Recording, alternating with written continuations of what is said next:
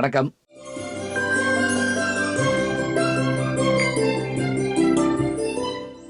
நம்ம தமிழ்நாட்டில் இருக்கக்கூடிய மன்னர்கள் கட்டிய கோவில்களை நாம் பாதுகாத்துட்டாலே அது நம்ம செய்கிற இறை தொண்டுன்னு வச்சுக்கலாங்க.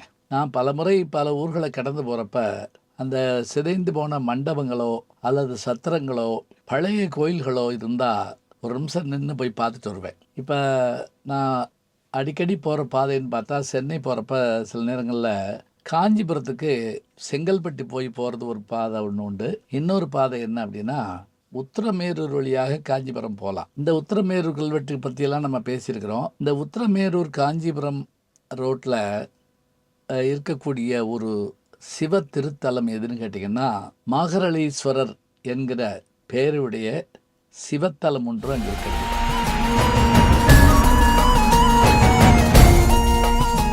சமீபத்தில் தினமணியில் தொல்லியல் துறை அதிகாரி திரு கி ஸ்ரீதரன் அவர்கள் எழுதியிருந்த அந்த கட்டுரையை படித்தேன். நான் அந்த வழி போயிருக்கிறேன், கோயிலையும் பார்த்துருக்கிறேன்.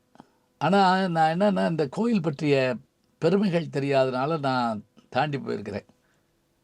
திருஞான சம்பந்தர் பாடின தலம் அது. நான் பேரை வச்சுக்கிட்டு நான் பாட்டுக்கு போய்கிட்டுருக்கேன். நின்று பார்த்துருக்கணும். இனி பார்ப்பேன், இனிமேல் போகிறப்ப பார்த்து வருவேன்.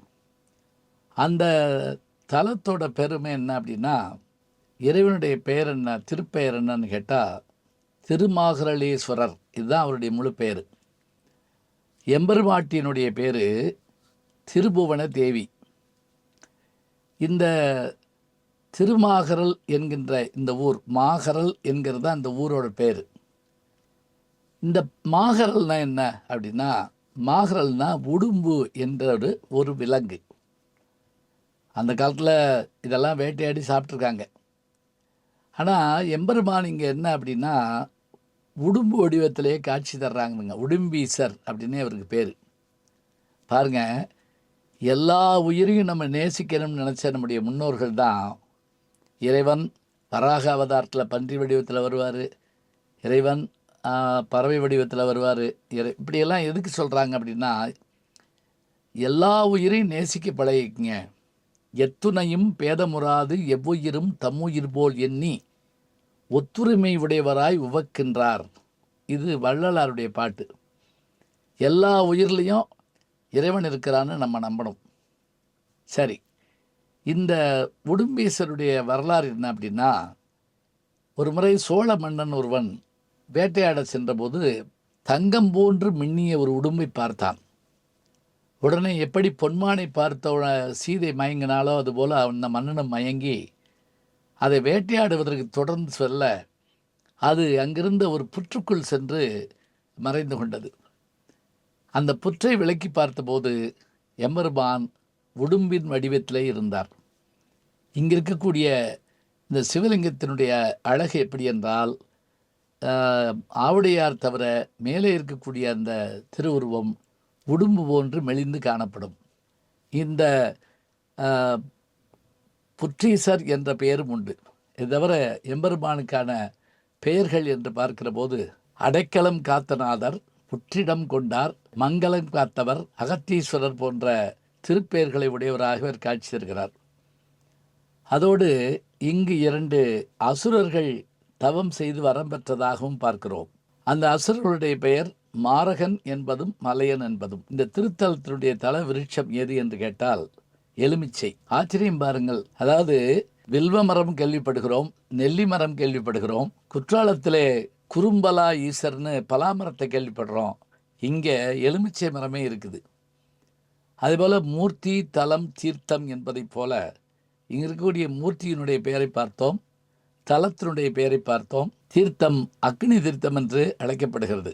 இதை தவிர இங்கு காணப்படுகிற கல்வெட்டுகளை வைத்து பார்க்கிற போது சோழ மன்னர்கள், அதே போல சுந்தரபாண்டியன் என்று அழைக்கப்படுகின்ற பாண்டிய மன்னன், பிற்காலத்திலே தெலுங்கு மன்னர்கள், அதிலும் குறிப்பாக விஜயகம்பனன் போன்றோருடைய கல்வெட்டுக்கள் காணப்படுவதால் தொடர்ந்து இந்த கோவிலுக்கான திருப்பணி நடைபெற்றிருப்பதை நாம் பார்த்திருக்கிறோம். இத்தனை பழமையான இந்த கோயில், அதாவது பிற்கால சோழர்களாகிய குலோத்துங்கன், 2ஆம் ராஜராஜன் போன்றோருடைய கல்வெட்டுக்களும் இங்கு காணப்படுகின்றன. இந்த கோயிலுடைய பெயர் அங்கு காணப்படுகின்ற கல்வெட்டில் ஜெயங்கொண்ட சோழமண்டலத்து எயிர்கோட்டத்து மாகரல் நாட்டு மாகரல் திரு அகத்தீஸ்வரர் என்பது இவருடைய பெயர் என்று அந்த கல்வெட்டு குறிப்பிடுகிறது. தொண்டை மண்டலத்து சைவ திருத்தலங்கள் 32இல் இது 7வது திருத்தலமாக கருதப்படுகிறது. இங்குதான் திருஞான சம்பந்தர் வந்து எம்பெருமானை அடைக்கலம் தந்த இறைவன் என்று பாடுகிறார்.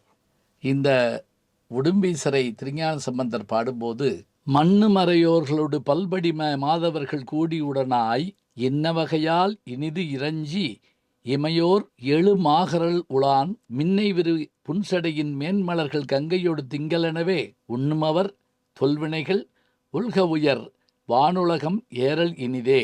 இங்கு அமைந்திருக்கின்ற உடும்பீசராகிய இந்த இறைவனை நாம் வழிபட்டால் நம்முடைய தொல் வினைகள் நீங்கும் என்பதை திருஞான சம்பந்தர் தன்னுடைய தேவார பதிகத்தில் பாடியிருப்பதை நாம் அறிகின்றோம். இவ்வாறாக மாகரல் என்கின்ற உடும்பீசருடைய தலத்திலே எலுமிச்சை தலவிருட்சமாகவும் அக்னி தீர்த்தமாகவும் காணப்படுகின்ற தொல்பலம் கோயிலாகிய இந்த கோவிலை நாம் பாதுகாத்து வர வேண்டும். பாதுகாத்து கொண்டுதான் இருக்கிறார்கள்.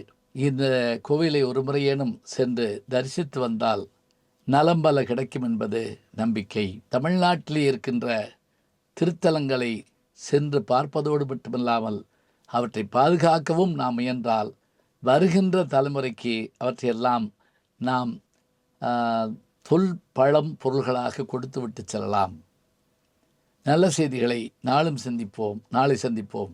நாளும் நல்ல தமிழ் கேட்க முனைவர் ஞானசம்பந்தம் அவர்களின் கேளுங்கள். கண்டிப்பாக கேளுங்க. நான் கேட்டுட்டு இருக்கேன். நம்முடைய யூடியூப் சேனலை சேர்ந்து Instagram, Facebook, Twitter, blog, WhatsApp channel என்று அத்தனையிலும் நான் முன்தொடர்ந்து செல்கிறேன். நீங்கள் பின்தொடர்ந்து வாருங்கள்.